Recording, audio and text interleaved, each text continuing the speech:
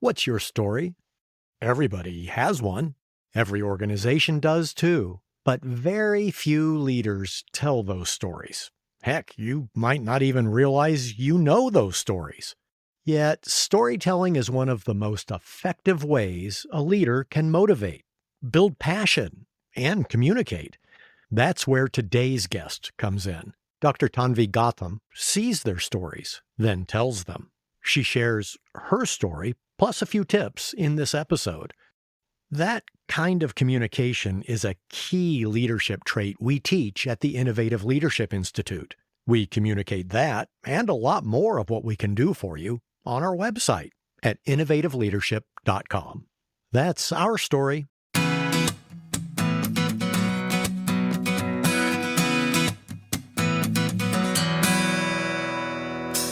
This is Innovating Leadership, Co-Creating Our Future. I'm your host, Maureen Metcalf, the founder and CEO of the Innovative Leadership Institute, where we help leaders be future ready. Helping us with that mission today is Dr. Tanvi Gautam, executive coach, author, and senior faculty and program director at Singapore Management University. We'll be talking about head and heart-based tools for upgrading leaders and culture transformation. Tanvi, we're delighted to have you with us. I'm very happy to be here. Thank you for inviting me. You use a combination of head and heart-based tools for upgrading leaders and culture transformation. What does that mean? Head-based tools are what most people are quite familiar with because these are left-brain tools. We are talking hard metrics. We are looking at quantifiable impact of the work that we are doing. And that's traditionally been the case when we are working in organization change or leadership development, etc. The heart-based tools, I think, are relatively new when we talk about transformation and change, whereby we start bringing in tools that may have been outside the mainstream of leadership development. So to give you an example, I do a lot of work on storytelling, which there was a time when it was looked at as this touchy-feely, do I want to do this? What are we talking about? Is this like a bedtime story session now? To people actually realizing the role of harnessing the power of emotions in the workplace. So storytelling is a very right-brained tool. So what I try and do is combine left brain and the right brain. But if you were to ask me, I'm very partial towards the heart-based tools for sure.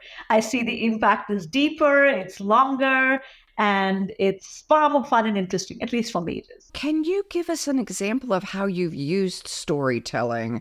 Because I'm thinking of a range of places from, I tell a story about the future we're trying to create in a visioning process. Yes. That kind of create the story that you're creating. Or for a leader, tell us the story about what your most successful day will look like. Do you have a couple examples? Yes. In fact, it's so interesting because somebody just emailed me right before our call saying, can you recommend a book on storytelling? And I'm like, well, what do you want to use it for? Because it's such a remarkable tool in that it has so many applications. And I always tell people, doing storytelling is like learning to use a box of crayons. Once you've learned to use a box of crayons, you can color the sky and the tree and the birds, or you can color the buildings and the people in it, whatever you want. Once you've mastered the technique, there's so many applications. So you're right. So one of it, of course, is when you start doing future visioning, what might the firm look like? What might the product look like? What might I look like? Is one way to think about it. How do I create inspiration in the workplace? By sharing my own story, which also you mentioned is another way to do it.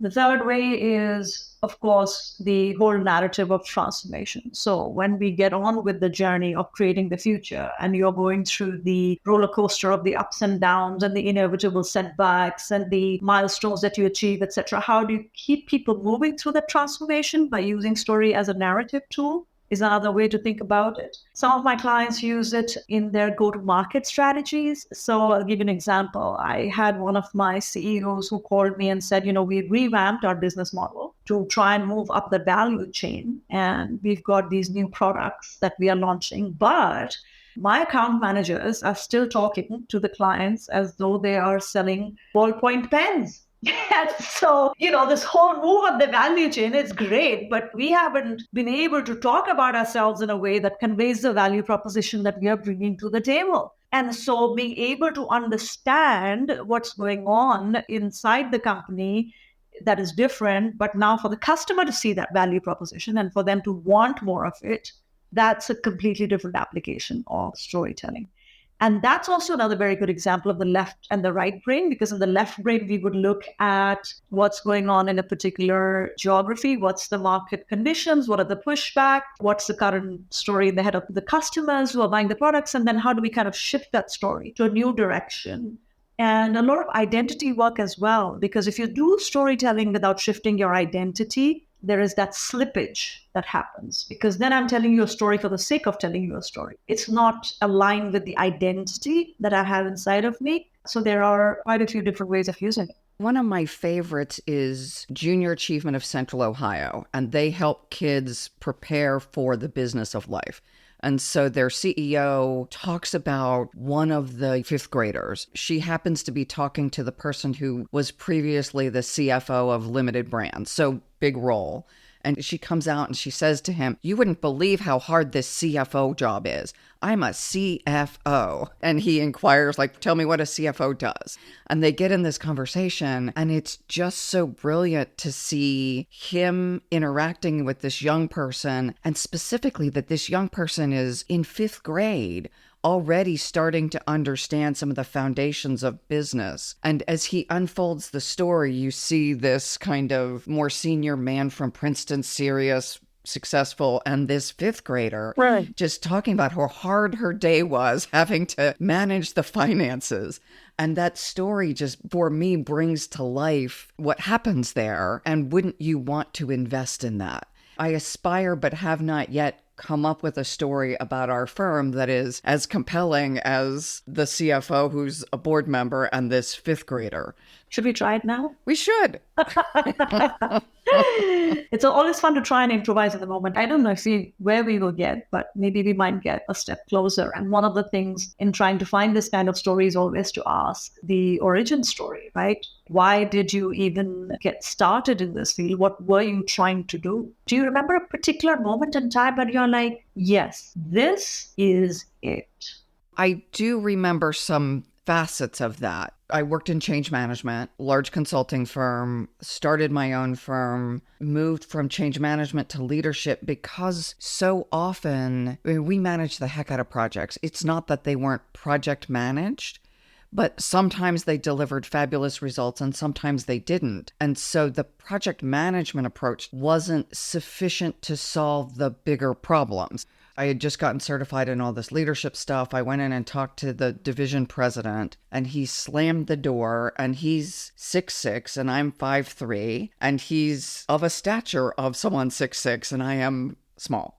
And I felt incredibly small at that moment because he slams the door and he says, "Tell me who it is and I'll kick their asses." I'm like, is there a window I can jump out of? Because otherwise I have to go through that large man, and I've just now said something and I'm not going to tell him who it is.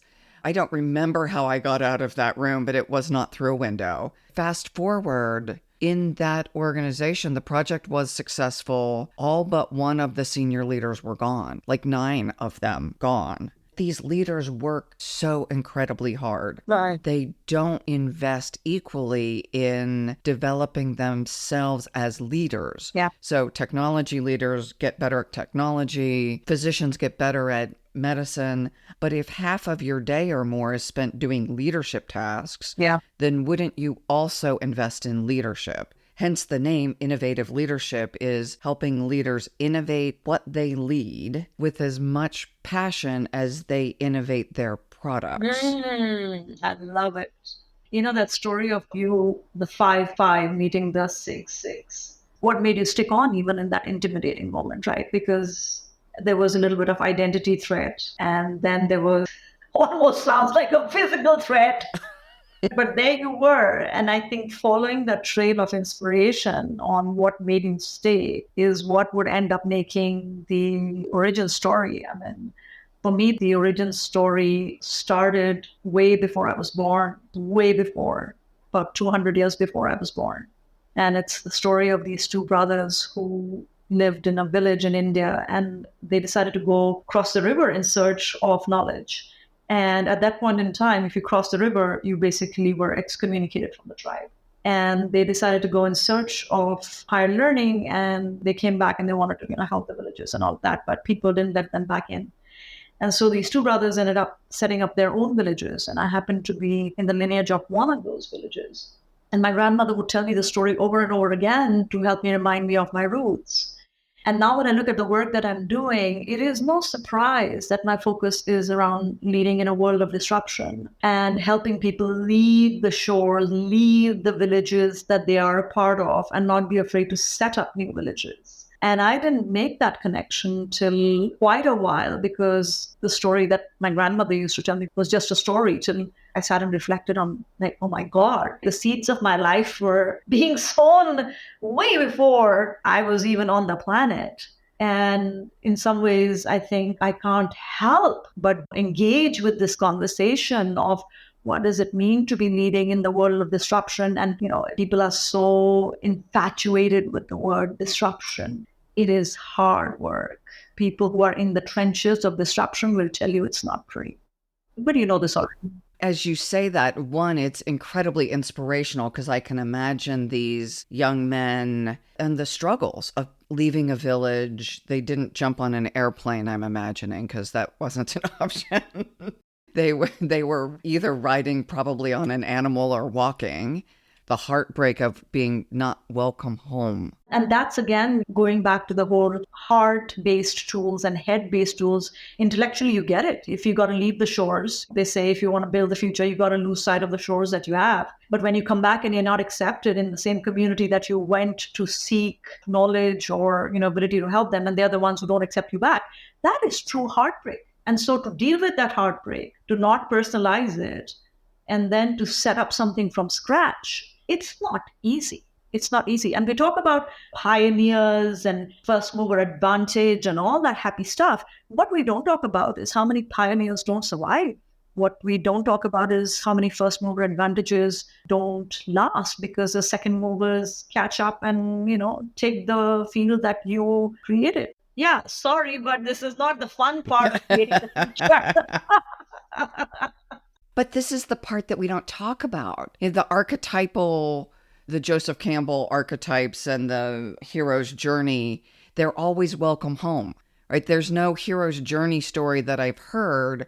Lord of the Rings, he comes back in the ring. They don't say you can't stay. Yes. Wizard of Oz, Dorothy doesn't come back home and they say, nope, you left, you're out. A brilliant observation. That's brilliant. I love it. And it sparks two thoughts in me. One, should these brothers have been better at storytelling, in which case they could have sold their idea better, right? That's definitely one thought that I have around this. But you're right. It's always an acceptance back. And maybe this is the shadow side of venturing out. You may not get accepted back. And then what's the plan then? Or you may not make it back. In that era, how many didn't make the journey? As you said, pioneers in the U.S. Yeah. Many of them died. They just died. Yeah, that's true. So not to take a dark turn in our conversation, but then to tie the thread back to what people are navigating now. So I was reading something in Inc. or Fortune or something yesterday about Microsoft and what they've done in the last 10 years to exponentially increase their income. And it was taking fast follower positioning. If we think about someone like Microsoft being a fast follower, they're following someone. And presumably, your point, someone created something. And then you think the behemoth of Microsoft comes after me, I'm going to get gobbled up, positively or negatively. Now, for some of them, that's a brilliant exit. For others, they're roadkill. At the end of the day, I have to say that in the mainstream media, there's only a particular type of metric that we celebrate. The person who kind of made it back. We don't always celebrate the ones who didn't make it back, but moved the ball a few yards down. I mean, Super Bowl is coming, so I've got these metaphors on my mind, but you gotta keep moving the ball forward. And I remember, when I was doing my PhD, then the chair professor of our department, Jim Kraft, I remember him telling us that, your contribution as a PhD dissertation to the field of academia is going to be less than 1% likely. But it's that everyone who adds that 1% that helps it get to the 100%.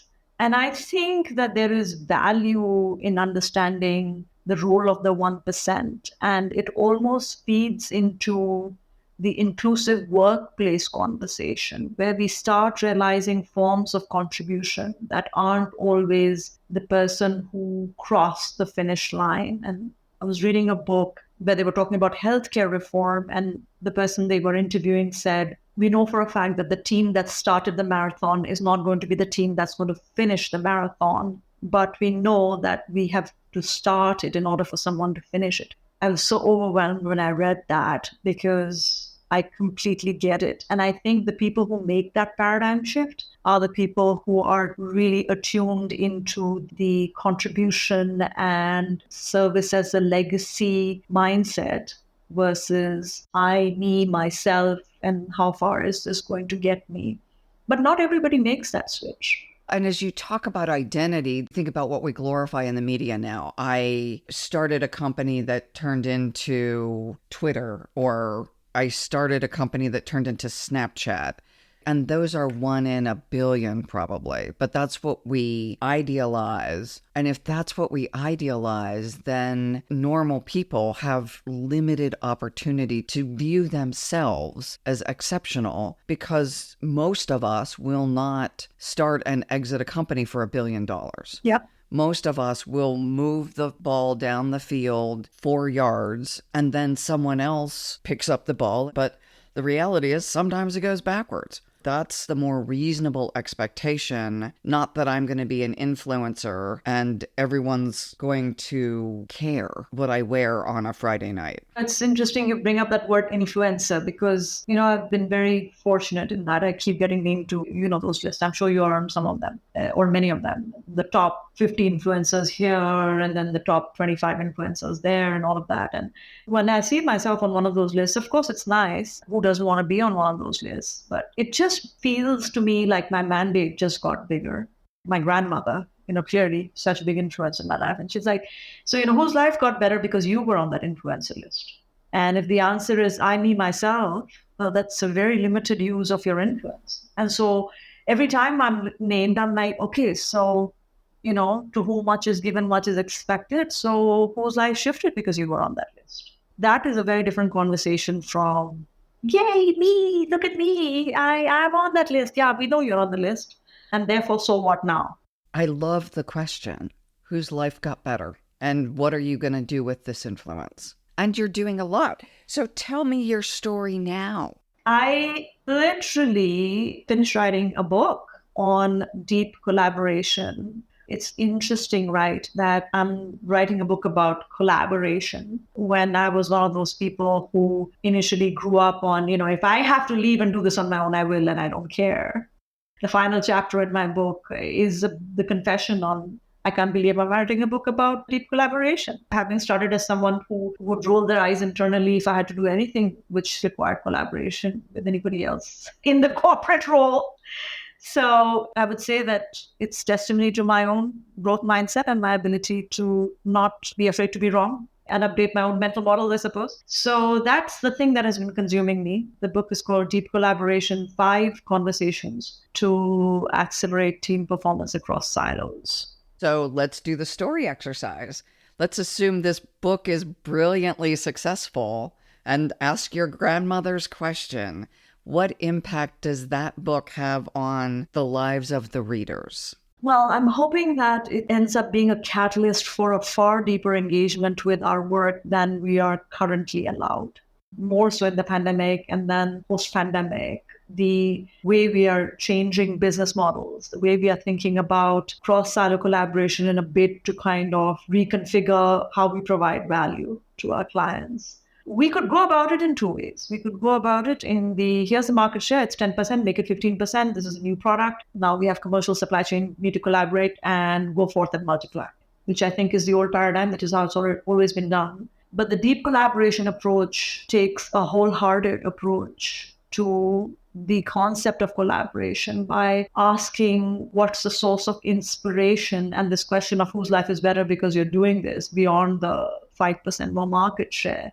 And it weaves in conversations of not just what will this project end up doing for the company, but what will this project end up making of you as a person who's engaged in this collaboration? Bringing the human being back into the conversation of work is a sub theme that runs through all the chapters. So, whether it is expanding your sense of the capabilities and values you have, or how this connects with who you want to be in the workplace, to learning to think more strategically, there are many, many different threads. But to answer your question, I would say that this is an excuse. The deep collaboration conversation is an excuse. It is masquerading as a way to accelerate performance.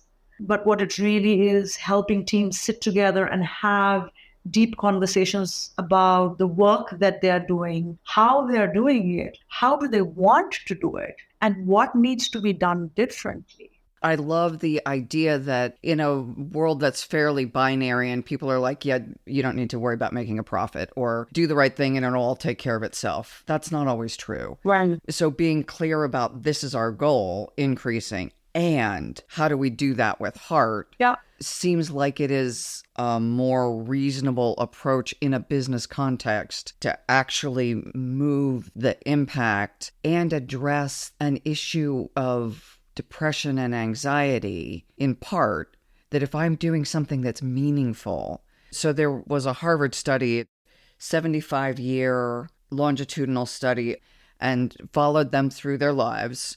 The one thing that was most impactful was meaningful relationships. And this deep collaboration seems like an opportunity to have meaning, which helps our depression, and meaningful relationships that also helps our health and our ability to contribute. I have the proof copy of the book right here, and the dedication page says, dedicated to my son and his generation. May you inherit workplace cultures that honor your potential and humanity at a deeper level. Beautiful. Beautiful. So that's my hope. What kind of workplaces are they going to be entering? You know, it's so interesting because I went back to the Silicon Valley for the first time since the pandemic. It's interesting because the layoffs are not completely done yet. And there is still in some companies the whole debate about work from home and work from office. And somebody, joked like, oh, the answer is simple. If you want them to work from office, you just need to pay them more. And I'm like, really? I'm not sure if the answer is as simple as that, for the simple reason that you have got this young generation who is clearly, a lot of them are not facing some of the choices that the previous generations had to face around going to work, or there's no way you are going to be able to take care of themselves. A lot of them have moved up, social mobility and all of that, but also that their value system is very different in terms of looking for a sense of meaning and purpose in the workplace. That is an expectation that they have, which for a lot of other generations was an afterthought or a thought that wasn't allowed. So there is this one group which is like, oh, I don't want to leave my dog at home. What do you mean I have to come to work? My dog has been my companion. And people are like, what do you mean you're talking about your dog? Well, it's important to them. So go figure, right? That's one group, and you can't throw more money at it. Then you have the other group, and I'm, of course, making gross generalization of someone who's intergenerational expert listening to this podcast. They're probably, going to send me a mail and tell me about how it's more complicated than I'm sharing. But I think it's still a valuable dichotomy. There's the other group, which includes the generation that went through the pandemic, that had an existential crisis and asked themselves, there's got to be more to life than doing work. And so now we see all these studies about, we are willing to take a 20% pay cut provided we can spend more time with our family, etc. So no, I don't think that throwing more money at this is going to solve it. I think anyone who's saying, just pay them more and they'll be back in the workplace, that's not the answer. I love the idea of naming this as an existential crisis, because it seems like we are struggling to just mandate people go back to work, or if you work in the office, and if you're not in the office, you'll get fewer promotions. I was just on a call this morning where they were talking about, do we have to feed people lunch every day they come in or just one day a week? As leaders in companies, we're grappling with, is there a tactic to solve it? Rather than to your point, is a much bigger question about why do I work and what do I get from work? Yeah. And what's the story of my life?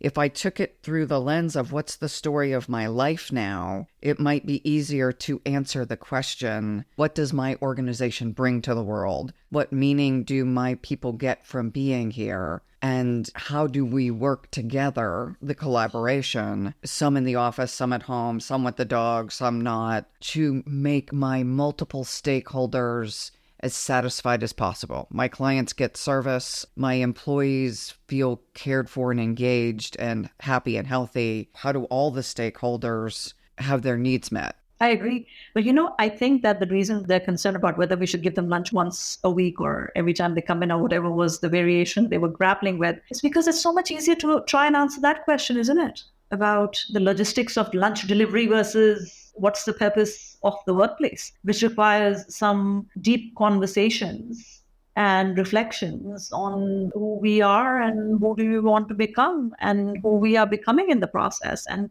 we've traditionally not asked these questions. We don't have the skill set, and our excessive obsession with left brain stuff makes it easier to serve lunch, yes or no, versus you serving a purpose in the world, which, it's a much more difficult question. And to their credit, frankly, it was a budget conversation and a tactic not stepping back and asking the bigger question, which I know I fall guilty of often. Like this thing comes up and I don't step back and say, okay, let's stop and look at the entire landscape. I just want that thing off my to-do list. Are we stepping back, and when should we? How do we look at meaning and purpose in the workplace? And if the only reason you're coming to the office is because it's mandated and we give you bagels, then either we're doing something incomplete or a few of the people in the room are the wrong people. Yep, I have to agree. It's interesting because perhaps it was my over-optimism that I thought, having been through the pandemic, that when we all come back, that we would all be on that corner of the room, which now is ready to engage with these questions. And maybe I was just being a little bit naive in that in some of the companies that I see, the emphasis on going back to what was would make you believe that they never went through the experience of the pandemic at all. Oversimplification, but I do see kind of a camp that wants normalcy, that we had a level of instability and we just want to go back to something that's, quote, normal. I get it. And there's another camp that had truly an existential crisis and is saying, why do I do what I do? And it's not necessarily all age related. I wonder if a lot of the retirements were also saying, I'm not going to do this the way we've done it. I don't have to. I'm whatever age and have whatever economic foundation, and I'm going to take some time off and figure it out. I may or may not go back to the workplace as it's evolving. The dynamics of who's in and who's out and what that door looks like is interesting right now. Yeah. I mean, Singapore has a very high population of expatriates, and we've got so many companies headquartered in the region. And the number of people who decided to just leave and go back to their roots, and that was also, to your point, seeking the familiar. I think what it is that companies have not fully understood what reintegration into our relationship with work means after the trauma that we experienced during the pandemic. We have not created that opening to have that conversation. Now, some of my clients I have had those conversations with, because you see, a lot of senior leaders were frontlining the pandemic and trying to keep everything per normal and, etc. But they were human beings undergoing this extreme level of trauma themselves. And not every company created that space to have that conversation, which was definitely part catharsis, but definitely also opening up a space for showing up as more human in front of other leaders with whom I've only ever discussed market share or territory or technology implementation, as the case might be. And I feel the teams that found the space and time to have that conversation definitely move the needle forward in terms of what do we want versus the ones who kind of just skipped that step and said, oh, the office is open now and, you can come back to work and yeah, we're serving lunch. So something around the understanding of the psychology of post-traumatic growth, as the term goes, and depending on whether companies were equipped to handle that or not, may be influencing their response at the moment. I assume that these conversations you're talking about are the conversations you wrote about in your book. They influenced what I'm talking about because the inspiration was to keep the humanity of the conversation front and center. But there are 5 specific conversations that teams need to have. And just, touching upon them really quickly, the first one has got to do with deep inspiration, which is, why are we doing this? Where do we want to go from here? Who am I becoming in the process of engaging with this? What's my inspiration for being here to begin with? And how does this take me one step closer to who I want to be? So that's the deep inspiration. Then we have the deep learning conversation, which kind of gets into the whole need for the polymaths and the integrated thinking approach we need in organizations, which is not my work is HR and that's what there is, and I don't need to understand anything else about anything else. I think those days are gone and over with. So deep learning is a lot about that. The third one is deep friction, which is about, how do we navigate the deep insidious conflict that can start coming in when we keep glossing over, not talking about the things that we need to talk about, and it shows up in different manifestations. The fourth one has to do with deep strategizing, which is how do we take a strategic conversational approach to problem definition and problem solving? And the final one being daring, which I think is some of what we were talking about on how do we master our relationship with risk and uncertainty and our approach to rest and recovery as we navigate what we are not familiar with, and makes some of us say, I want what it was and give it back to me, versus others who are like, no, let's go forward and explore what there might lie. So I kind of think of these 5 conversations almost as, if I can use a metaphor, like the premarital counseling that I wish most people went through before they got married. So that marriage was more successful, because collaboration is hard. Collaboration is hard even within our teams, forget about between our teams. And I just felt that they were tripping over themselves because in the absence of understanding and conversations around these themes, they were kind of going around in circles.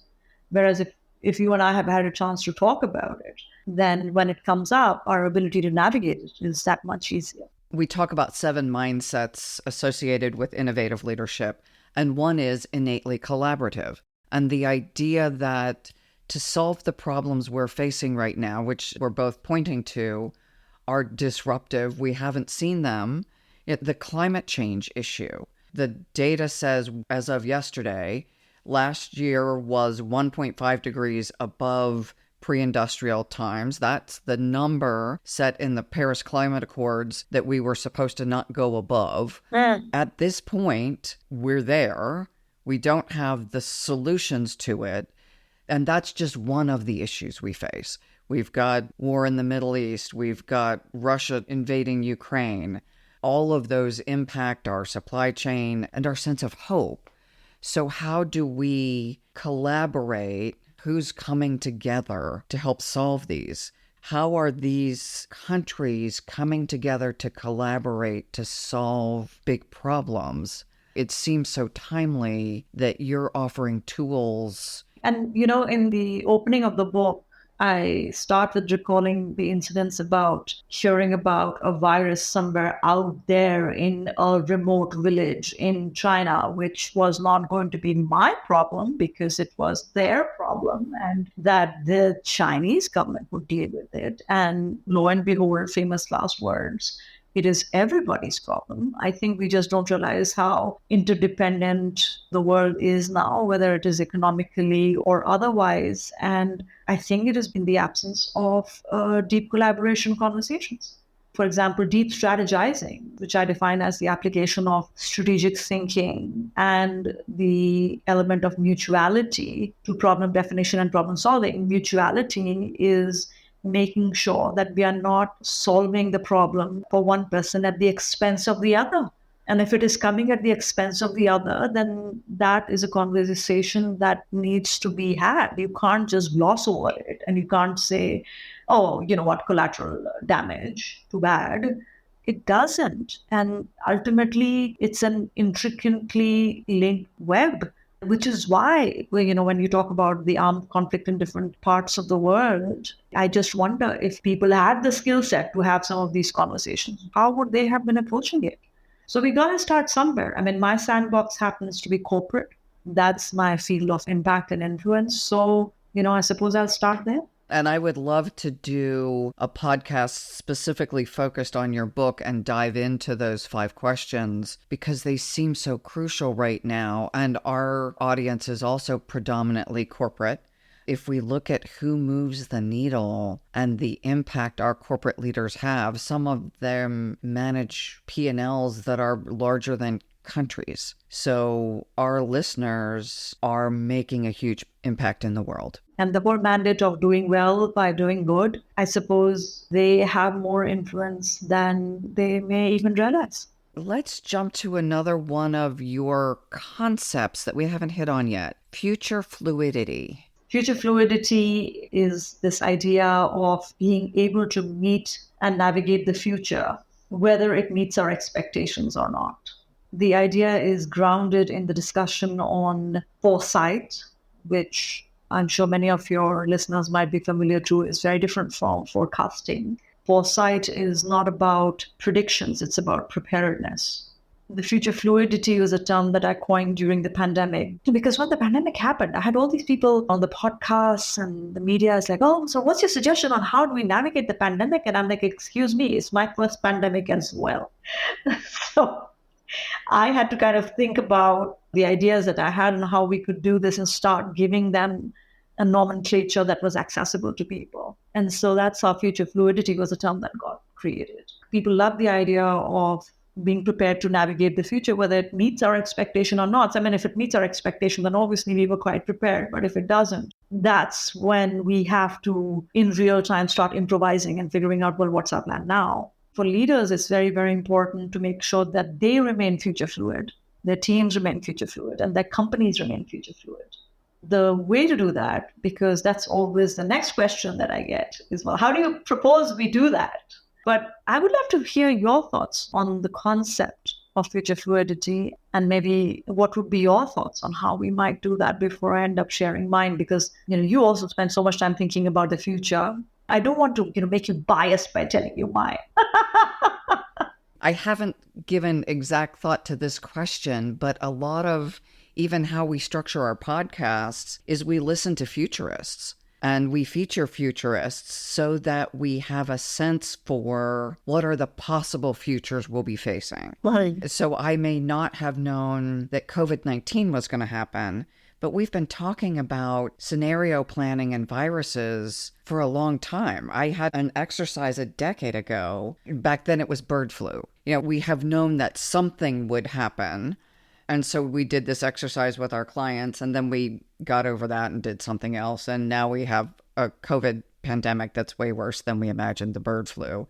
And when I was teaching in an MBA program, I taught scenario planning. Yeah. But if I zoom out and look at the national and the global trends, and especially now with AI and volatility, things are just going to be different than we imagine them, no matter how many scenarios I look at and how many stories I craft. Part of what I need to help leaders do is, yes, we have to have purpose. We have to have a general strategic direction. And we have to be both resilient and the idea of anti-fragile, that I've got to have the capacity when stuff hits me, I can respond effectively and potentially use those to my advantage, which only happens if I've got enough bandwidth that I'm not falling across the finish line every day, so exhausted that I'm lucky to get out of bed the next day. And so emotionally exhausted that when something happens that's actually to my advantage, I can leverage that opportunity for good rather than feeling like I'm in a Mad Max movie and I'm the guy under the wheels of the thing rather than driving it. Until we're able to get back to a point of some sense of health and thriving, we're not able to do the creative problem solving to create the world we'd like to see. Yep. So I don't know if I answered your question. That was a lot of words. Yeah, I know. I think you did. I think all of that feeds into being future fluid. When I think about, well, what's the answer? which is where some of the impatient executives go to, because they're like, okay, yeah, I get the philosophy. Now, what do you want me to do about it? I love what you said about, if something good happens, are you ready for it? Because very often we prepare a lot for what it would like if we fail, but we don't prepare a lot for what it would like if we succeed. And succeeding brings with it its own pressures and demands. Much as we love the success, do we have the capacity for it? So I love that. And so I'm going to pick on that thread of bandwidth that you were talking about. The way I tend to think about future fluidity is it's about expanding your range. So how do you have an expanded set of capabilities? Some may want to call it a portfolio of capabilities. That's an oversimplification because it is, yes, portfolio of capabilities, but it's also portfolio of experiences. Because if you have not had exposure to that experience, you're going to turn to it and say, what is this? I don't understand because I don't have a frame. I don't have exposure to what this possibly can mean. The more you can expand your range, whether it's through experiences or it's through exposing yourself to thinking which is very different. I oftentimes read books or attend conferences that have nothing to do with what I'm doing. And this was pre-pandemic, by the way. It wasn't like, okay, I woke up and I decided I'm going to do this now, it's pandemic. But, reading books on fintech or attending a conference which is not to do with leadership development. I love going back that idea of being a complete beginner and not knowing what the answer might be, and then starting to see patterns and starting to understand, okay, so that's how they are framing it. That exposure and experience and portfolio is the answer to what allows you to be future fluid. Because, wouldn't I have $1 million or $1 billion if I could define exactly what permutation and combination the future will show up with? So one of my favorite questions to ask my clients when we are doing some of this work is, imagine that tomorrow morning your entire customer base is wiped out. What's the plan now? Because we just don't imagine that on what happens. We rather imagine our product disappearing, or we imagine some new technology coming in. But when you put it in the visceral terms of your entire customer base is wiped out, suddenly it becomes more real, right? So that's what future fluidity is about. How do you plan to meet this now? And then I always give them the example of Nokia was a paper mill, not a phone company. And Michelin-rated restaurants come from a tire company. Nothing to do with food at all. So even the ability to imagine what more we can become is part of the future fluid conversation. Two things come to mind: storytelling and also the balance between doing what you're good at and really refining that versus companies who kind of lose their way versus having a portfolio of services. And there's some balance between those two that will work for each of us. Yeah. And storytelling is so much to do with meaning making. And what do we make it to mean? Do we make it to mean this is it? Or do we make it to mean this is it? Right? Even the tonality of it. And it takes courage and it takes bandwidth. It requires people who've managed to get the 7 hours of sleep and the ones who are not waking up to the bloodbath that we are seeing in the corporate sector right now. If any of your listeners are kind of hearing us right now and saying, okay, these women are really going far out into the future where no man has gone before, like Star Trek, I don't blame them at all. There are times when each of us doesn't have the capacity to zoom out. You're just really worried about what are we doing for lunch? Do we pay for your lunch or not? And if you've just lost your job, that's the place that you most likely sit, along with asking the question intermittently between how do I pay my bills is who do I want to be in this next role? I started my company when I lost a job. Did I want to be beholden to a corporate structure, or do I want to be beholden to my ability to make it work? And there were days I would reconsider my choice. But those job loss moments can be profound and terrifying. What do you want our listeners to take away that we may not have discussed? I suppose if I had to put it in the nutshell, I would probably say, since you and I both are focused on the future, and I think everybody should be focused on the future because that's where we'll be spending a lot of our time, as I say. I think the ability to straddle two worlds simultaneously without belonging to either is going to be the skill that leaders of the future need.